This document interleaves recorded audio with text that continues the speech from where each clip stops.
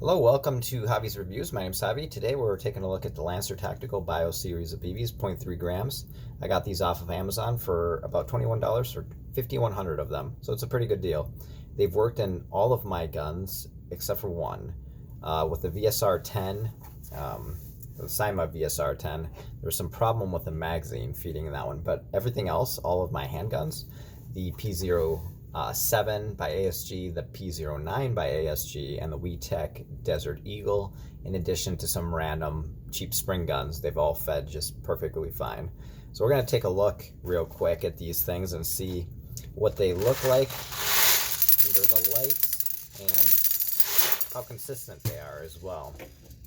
So 6mm are approximately 236 1/100ths of, or 1/1000th of an inch, and I've already got the micrometer set to it. We can see that this one fits, and these are just random samples from in the bottle. Take a look there. They're all under just a little bit, which is good because the barrel, tape bore barrels, they're going to be around 6mm.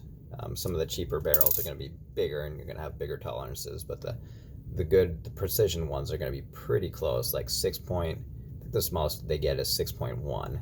So if you had a perfectly sized 6mm BB, it would have the higher likelihood of jamming up.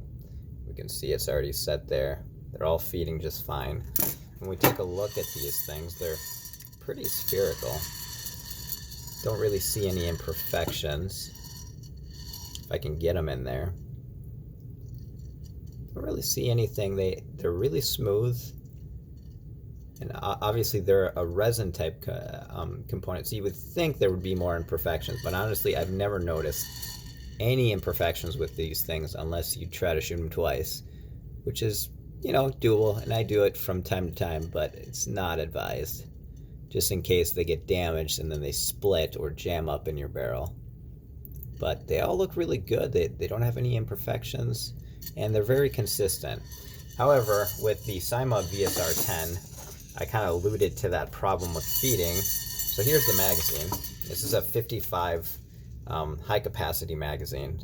What the BBs end up doing is they end up doing kind of loops in here to feed that many BBs in there.